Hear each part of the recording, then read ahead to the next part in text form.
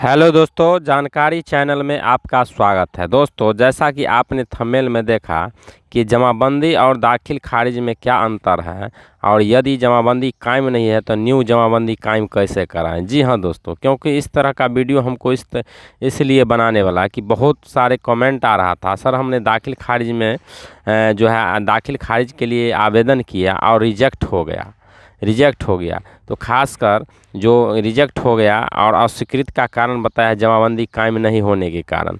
तो मान लीजिए आप लोग जानते ही नहीं है कि किसके वाला ले लिए या फिर खतियान लेके और जाते हैं दाखिल खारिज कराने के लिए। तो मूल रूप से पता ही नहीं लगता लोग को कि यदि खतियान है तो न्यू जमाबंदी कायम कराए या दाखिल खारिज कराए, केवाला है तो जमाबंदी कायम कराए या दाखिल खारिज कराए। आवेदन कर देते हैं, वहाँ से रिजेक्ट जो है सो कर दिया जाता है। अनुमान केस में यही होता है, लोग जो है सो फिर अवधारणा करता है कि कर्मचारी साहब अपने मन से रिजेक्ट कर दिया, अपने मन से, और कहीं भी, और रिजेक्ट होने के बाद आपको कहाँ जाना है तो सही होगा। अगर यदि आप आवेदन किए हैं और जमाबंदी मूल रूप से रजिस्टर में कायम रहेगा तो रिजेक्ट नहीं हो सकता। रिजेक्ट भी कर दिया तो उसका जवाब देना होता है अंचल कर्मचारी को। तो आज हम इसी विषय पर इसीलिए वीडियो बनाए हैं कि सारा आप लोगों का जितना भी जो है शंका होगी जमाबंदी से लेकर दाखिल खारिज से लेकर न्यू जो है जमाबंदी कायम कैसे होगा। यदि दाखिल खारिज मान लीजिए आवेदन किए और किसी तरह का रिजेक्ट कर दिया गया तो उसका फिर से जो है स्वीकृति कैसे होगा। और रिजेक्ट इस कारण से कर दिया कि जमाबंदी रजिस्टर में जो है रजिस्टर 2 में उसका नाम नहीं है, जिस से आप ज़मीन खरीदें उसका नाम नहीं है, तो उसका नाम कैसे चढ़ेगा, आपका नाम कैसे चढ़ेगा। तो इसी विषय पर हम वीडियो लाए हैं। वीडियो को ध्यानपूर्वक सुनिए और देखने से पहले वीडियो को लाइक, सब्सक्राइब और शेयर कर दीजिएगा, क्योंकि हम आप लोगों के लिए यदि वीडियो बनाते हैं तो आपका भी इतना फ़र्ज बनता है कि कम से कम लाइक, सब्सक्राइब और शेयर कर दे, ताकि हम आप लोगों के लिए इसी प्रकार का वीडियो बनाते रहेंगे। तो आइए हम देखते हैं शुरू से और बेसिक रूप से जमाबंदी, दाखिल खारिज, और यदि जमाबंदी नहीं है तो न्यू जमाबंदी कायम कैसे होगा। जी हाँ दोस्तों, सबसे पहले बताने जा रहे हैं ये जो जमाबंदी है ये जमाबंदी कायम कैसे हुआ। शुरू में सबसे पहले जमाबंदी कायम जो है कैसे हुआ, देखिए जैसा कि आप लोग जानते हैं बिहार काश्तकारी अधिनियम 1885 धारा 1 से लेके 101 से लेके 125 तक जो है सर्वे नियमावली बनाया गया। उसी सर्वे के दौरान जो है रजिस्टर 1 यानी खतियान बनाया गया। रजिस्टर 1 जिसे कहते हैं यानी खतियान बनाएगा। उस खतियान में जो है सभी जिला वाइज, अंचल वाइज और मौजे वाइज, जिला वाइज, अंचल वाइज और मौजे वाइज, हल्का वाइज, सभी जो ग्राम पंचायत का जो है ज़मीन है, चाहे वो उपजाऊ भूमि हो या फिर नॉन उपजाऊ भूमि, यानी उपजा हो या नहीं हो, उन सभी को उस रजिस्टर 1 में अंकित किया गया।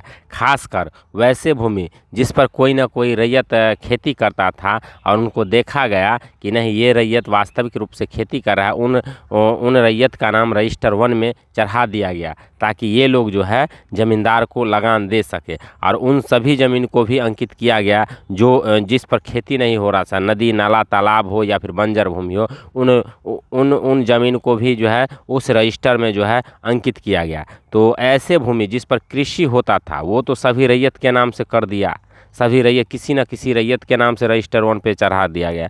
और ऐसे भूमि जो कृषि योग्य नहीं था उस पर गैर मजरूआ का अंकित लगा दिया। गैर मजरूआ भूमि, ऐसी भूमि जिस पर कृषि नहीं होती हो उस पर गैर मजरूआ भूमि का जो है सो नाम चढ़ा दिया गया और गैर मजरूआ भूमि का जो है जो श्रेणी में बांट दिया गया। कई भूमि गैर मजरूआ आम, गैर मजरूआ खास, केसरे, हिंद, बकास, ऐसे बहुत सारे भूमि है। वैसे बकास भूमि भी पर भी कृषि होता था तो वो भी था, उसके बारे में हम वीडियो बना चुके हैं और यदि आप लोग कमेंट कीजिएगा तो फिर से हम वीडियो बनाएंगे।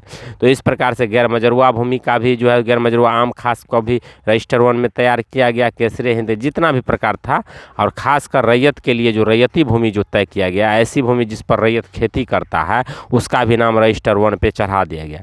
अब देखना है रजिस्टर 1 पे तो ब्रिटिश गवर्नमेंट ने बिहार काश्तकारी अधिनियम 1885 धारा 101 से लेकर 125 तक के धारा के अंकित किया गया। और जिन रैयत का नाम उस पर चढ़ा उसको लगान देना बहुत अनिवार्य था। इसके लिए ज़मींदार लोग क्या किए, अपने कर्मचारी के माध्यम से जो लगनी रजिस्टर तैयार किया गया, जिसे वर्तमान में आप जो है सो रजिस्टर 2 कहते हैं, जिसे जमाबंदी पंजी कहते हैं। उस समय लगनी रजिस्टर कहा जाता था। लगनी रजिस्टर जो है ज़मींदार के कर्मचारी द्वारा तैयार किया गया, और वो जो लगनी रजिस्टर तैयार किया गया वो रजिस्टर 1 को देख के तैयार किया गया। रजिस्टर 1 में देखा गया कि कौन कौन से रैयत के नाम से जो है CS खतियान बना है, यानी पुराना खतियान बना है, पुराना खतियान बना है। उन रैयत का, सभी रैयत का नाम लगनी रजिस्टर पर लगनी रजिस्टर पर जो है उतारा गया, जिसे हम रजिस्टर 2 कहते हैं, जिसे जमाबंदी पंजी कहते हैं। मान लीजिए कि आपका CS खाता नंबर 1 है, और एक खाता, एक मौजे में एक खाता में कई खेसरा हो सकते हैं, तो खाता के अनुसार जो है रजिस्टर 2 तैयार किया गया। मान लीजिए आपका नाम जो है सो खाता 1 है, खाता 1 में आपका नाम आता है, तो 1 जो है वो जमाबंदी नंबर 1 दिया गया। किसी रैयत का खाता 2 में आता है, 2 में आता है, तो जमाबंदी नंबर 2 दिया गया। इसी प्रकार से मान लीजिए एक मौजे में 100 रैयत यदि खेती जोतता है, तो 1 से लेके 100 अंक तक आएगा, तो 1 से लेके 100 अंक तक जो है रजिस्टर 2 में अंकित किया गया। और जितने रैयत का जो है सो नाम रजिस्टर 2 में अंकित किया गया, वही जमाबंदी पंजी बना। उसे बाद में ही जमाबंदी पंजी का रूप दिया गया, उसे बाद में रजिस्टर 2 का नाम दिया गया। रजिस्टर 1 में कोई फेरबदल नहीं। जैसे मान लीजिए कोई ज़मीन बेचा, तो रजिस्टर 1 में खतियान से नहीं जो है सो फेरबदल किया जा सकता, वो फेरबदल रजिस्टर 2 में होगा। मान लीजिए आपके पूर्वज के नाम से 10 कट्ठा ज़मीन यदि रजिस्टर 1 में बना, तो रजिस्टर 2 में भी 10 कट्ठा ही चढ़ाया गया होगा, क्योंकि आपको 10 कट्ठा का ही ज़मींदार लगान लेगा, 10 कट्ठा का ज़मीन का ही ज़मींदार लगान लेगा। आप मान लीजिए पूर्वज के नाम से 10 कट्ठा का बना, और इसके बाद क्या किया कि खाता नंबर आपके पूर्वज के नाम से मान लीजिए 5 है, और उसमें 10 कट्ठा है, तो जमाबंदी नंबर 5 देगा, और 10 कट्ठा ज़मीन का विवरण देगा, रकबा चौहदी सब देगा। यदि आपके पूर्वज उसमें से 5 कट्ठा मान लीजिए बेच देता है, मान लीजिए 5 कट्ठा बेच देता है, और बेचने वाले किसी दूसरे आपके पूर्वज का नाम A है, और खरीदने वाले व्यक्ति का नाम B है, तो B के नाम से 5 कट्ठा ज़मीन आपके पूर्वज के जो जमाबंदी है उसमें से घटाया जाएगा, ना कि खतियान में से। तो उसमें से घटा दिया, तो आपके पूर्वज में कितना बचा, 5 कट्ठा। जो 5 कट्ठा लेने वाले व्यक्ति है, यदि विक्रय पत्र के माध्यम से लिया है, तो उसका विक्रय पत्र दर्शा के फलाना आदमी लिया है, और उसको खारिज कर देता। आपके जो जमाबंदी में जो दखल है ज़मीन, उसको खारिज किया जाता था। इस प्रकार ये जमाबंदी पंजी में से खारिज कर देता है, जिसे हम दाखिल खारिज कहते हैं। जिसका जमाबंदी कायम है उसी का, और जिस जमाबंदी कायम है ही नहीं उसका दाखिल खारिज असंभव है, उसका होगा ही नहीं।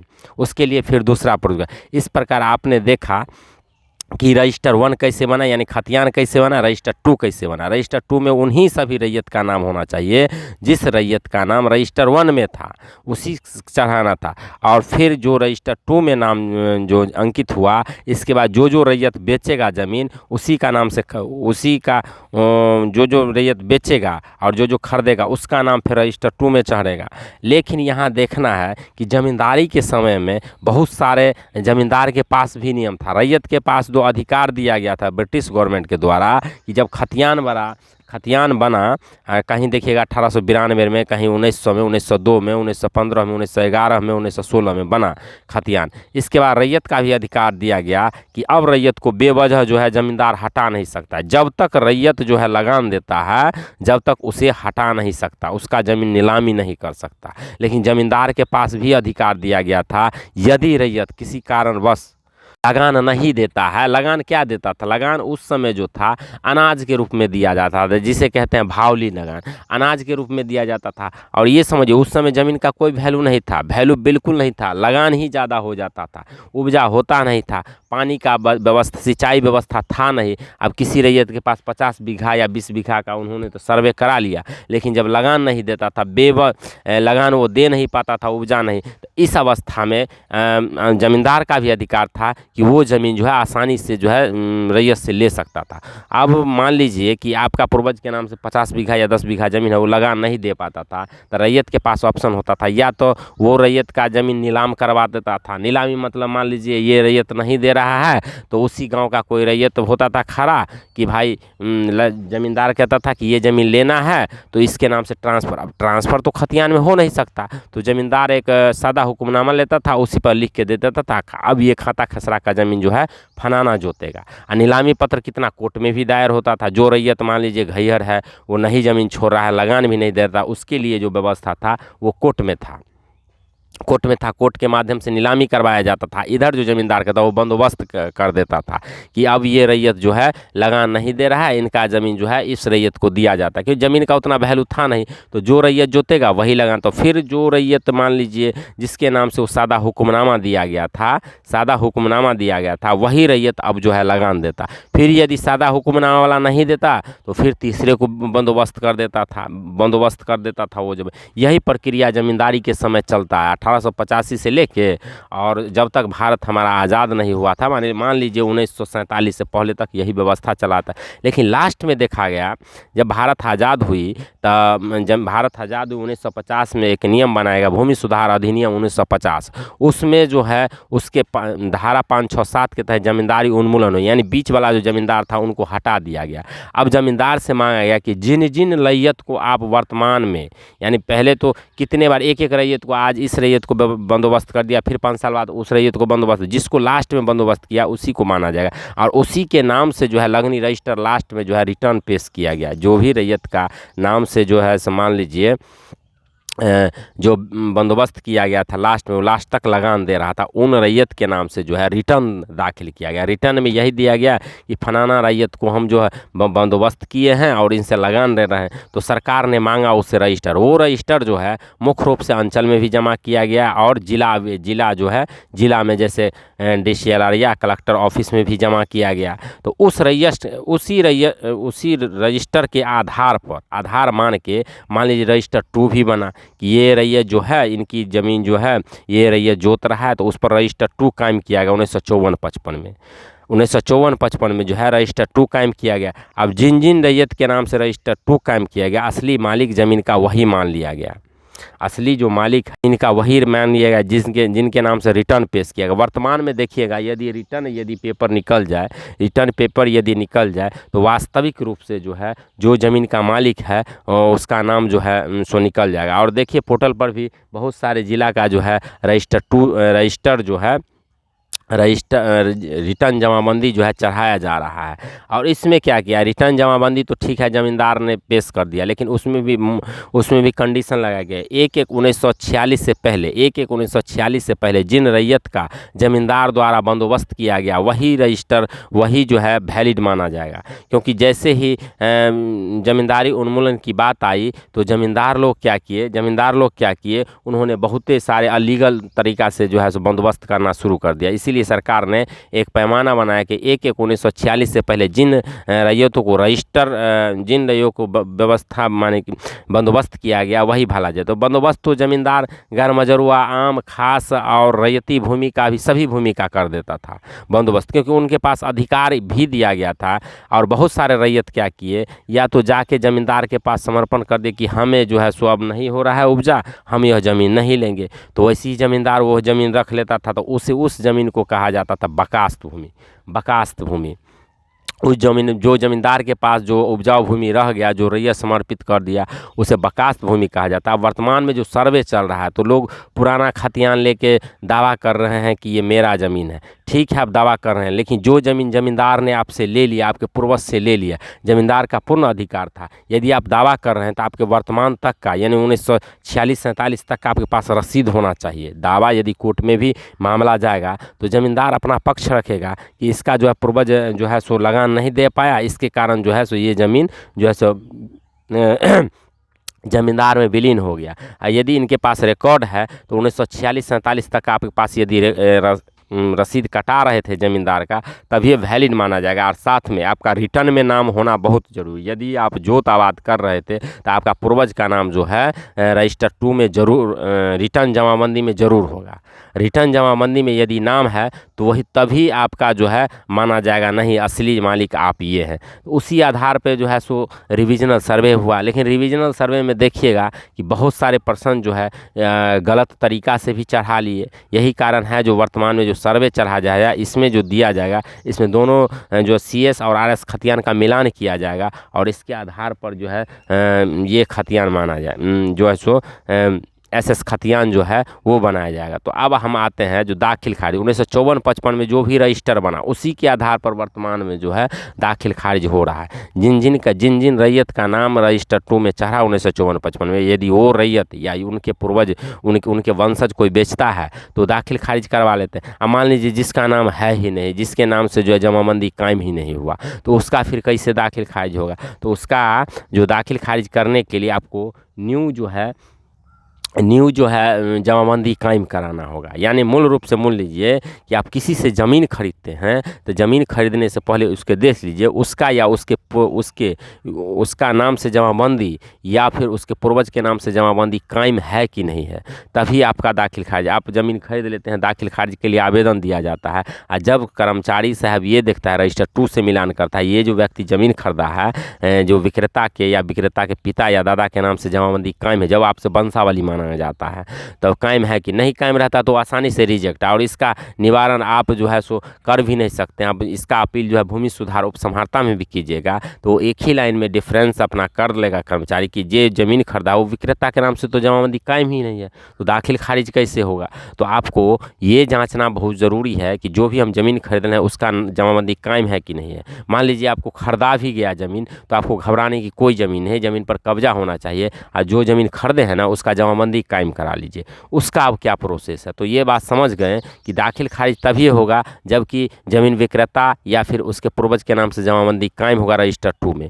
अन्यथा नहीं होगा। अन्यथा यदि कर्मचारी साहब रिजेक्ट भी कर देते हैं तो आपका DCLR में सुनवाई नहीं होगा। सुनवाई जब ये होगा जबकि जमाबंदी कायम होगा, तब यदि कर्मचारी साहब रिजेक्ट कर दिए हैं तब यदि सुनवाई में जाइएगा तभी आपका सुनवाई भी होगा और वो आदेश भी वहाँ से पारित होगा। अब आप लोग समझ गए होंगे। अब समझते हैं कि न्यू जमाबंदी यदि मान लीजिए रजिस्टर 2 में कायम नहीं है, अंकित नहीं, तो कैसे करवाए? जी हाँ दोस्तों, यही मेन मुद्दा था। तो इसके लिए आपको कुछ नहीं करना है। जो आपको सैलरीड लिए हैं या फिर आपके पास पुराना खतियानों के आधार पर बहुत सारे लोगों को जमाबंदी कायम नहीं है, और ज़मीन कब्जा में होना चाहिए। पहला नंबर ज़मीन कब्जा में होना चाहिए, दूसरा नंबर खतियान हो या फिर आपके पास जो है सो खतियान रिविजनल खतियान हो या फिर मान लीजिए केवाला हो। तो लिए हैं ना, तो ये ले लीजिए और एक आवेदन लिखिएगा। उस आवेदन में लगान निर्धारण के संबंध में, और वो आवेदन आपको लेके और अंचल में जमा कर देना है। पेपर कौन कौन सा लेना है ये ध्यान लीजिए। आपका पास खतियान हो तो खतियान, नहीं तो केवाला हो तो केवाला लेना है, और एक आवेदन उसमें लेना है। एक आवेदन लिख देना है कि हमें लगान निर्धारण है, ये खाता खसरा है, ये ज़मीन कब्जा में है, अंचल में जमा। अंचल में जब जमा कीजिएगा तो अंचल के कर्मचारी लोग जो है वो लेंगे आपके पेपर, आप वेरीफाई करेंगे, वहाँ पर खतियान से मिलान करेंगे कि वास्तव में है। लेकिन अगर केवाला है तो खतियान भी लगाइएगा। जिस रैयत से आप ज़मीन खरीदे हैं उसका जो है उसको किस माध्यम से प्राप्त हुआ ये भी आपको लगाना होगा पेपर, तब तो पता चलेगा खतियानी सब जिस रैयत से आपका उसका असली मालिक है तो खतियानी रैयत है, तो उसका भी खतियान का जीरोक्स लगा दीजिएगा और आवेदन कीजिएगा। आवेदन जब कीजिएगा तो कर्मचारी साहब वेरीफाई करेंगे, यदि उसको लगेगा तो प्लॉट वेरिफिकेशन भी करेंगे, कब्जा भी देखेंगे और पेपर भी दोनों जाँच करेंगे। जो केवाला लिए हैं वो कहीं सरकारी तो नहीं, जो केवाला लिए हैं वो किसी गैर का तो सही विक्रेता का ज़मीन है, ये सब जाँच करके और रिपोर्ट तैयार करके फिर अंचल में देंगे। अंचल का 12वां वो क्या करेंगे उसका वेरीफाई करके इसके बाद सरकारी अमीन को वो नियुक्ति करेंगे, वो नापी करेंगे कि वास्तव में आपका ज़मीन कितना है। नापी करके रिपोर्ट तैयार करें, नापी पत्र आपको 1000 या 500 का चालान कटाना होगा, फिर सरकारी अमीन नियुक्ति होगा, नापी करके रिपोर्ट तैयार करेंगे, फिर अंचल से वेरीफाई करके CO साहब वेरीफाई करके DCLR साहब भेजेंगे, और DCLR साहब जो है सो देख लेंगे कि सही है।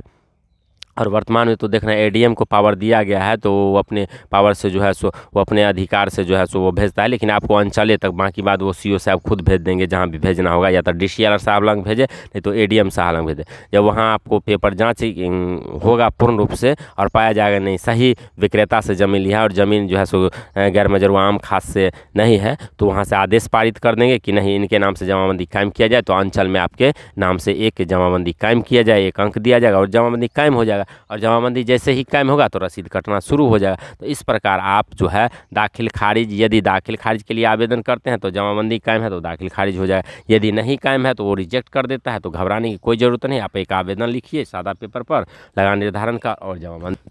तो इस प्रकार से आप जो है सो जमाबंदी भी कायम करा सकते हैं और दाखिल खारिज भी करा सकते हैं। तो आपने बिल्कुल स्टेप बाय स्टेप समझ ही गया होगा कि जब हम दाखिल खारिज के लिए आवेदन करते हैं, रिजेक्ट होने का कई कारण हो सकते हैं। मान लीजिए दाखिल खारिज का रिजेक्ट होने का कई कारण, पहला कारण यही मान लीजिए कि यदि रजिस्टर 2 में नाम नहीं रहेगा ज़मीन विक्रेता या ये उसके पूर्वज का, तो रिजेक्ट कर दिया जाएगा और इसका निवारण आपको कहीं भी नहीं मिलेगा। चाहे आप DCLR में कंप्लेन कीजिए या ADM के पर कंप्लेन कीजिए या फिर DM साहब के यहाँ पर, पहला वही देखेगा कि रजिस्टर 2 में नाम है या नहीं है। यदि रजिस्टर 2 में नाम होने के बावजूद यदि रिजेक्ट कर दिया मान लीजिए आपका दाखिल खारिज, तो प्रश्न उठता है कि किस आधार पर रिजेक्ट किया। कहीं उसका जो गोतिया है, दियाद है, वो तो आवेदन नहीं दे दिया, किसी हिस्से से ज़्यादा यदि ज़मीन विक्रेता ने बेच दिया और वो आवेदन दे दिया, तो इस कारण से भी रिजेक्ट कर दिया जाता है। मान लीजिए यदि सरकारी ज़मीन की आपने रजिस्ट्री करा लिया और देखा कि जो है सो खतियान में जो है गैर मजरूआ किस्म का ज़मीन है, इस जमाबंदी कायम है, फिर भी आपको रिजेक्ट किया जा सकता है। दखल कब्जा में नहीं है ज़मीन और आपने ज़मीन खरीद लिया लेकिन कब्जा में नहीं है, और जो है सो जो भी कब्जा में वो आवेदन यदि सटा दिया, फिर भी आपका रिजेक्ट कर दिया जा सकता है। रिजेक्ट करने का कई कारण, लेकिन सबसे मूल कारण जो माना जाता है वो होता है जमाबंदी का ही। तो आप इस प्रकार से क्या करिएगा, जमाबंदी भी कायम करा सकते हैं और न्यू जमाबंदी भी कायम करा सकते हैं और दाखिल खारिज भी करा सकते हैं। दोस्तों यदि वीडियो यदि पसंद आया हो तो लाइक, सब्सक्राइब और शेयर ज़रूर कर दीजिएगा। और यदि कोई भी आपको शंका हो, कोई क्वेश्चन पूछने का, तो आप कमेंट में ज़रूर पूछिए, हम उस पर वीडियो ही बना देते हैं। सारे क्वेश्चन जब एकत्रित होते हैं तो वैसे पर वीडियो ही बना के आप लोगों के लिए हम लाते हैं, ताकि आप लोगों को जो है आसानीपूर्वक समझ में आए। तो लाइक, सब्सक्राइब, शेयर करना नहीं भूलिएगा। हम इसी प्रकार के आपके लिए वीडियो लाते रहेंगे। धन्यवाद।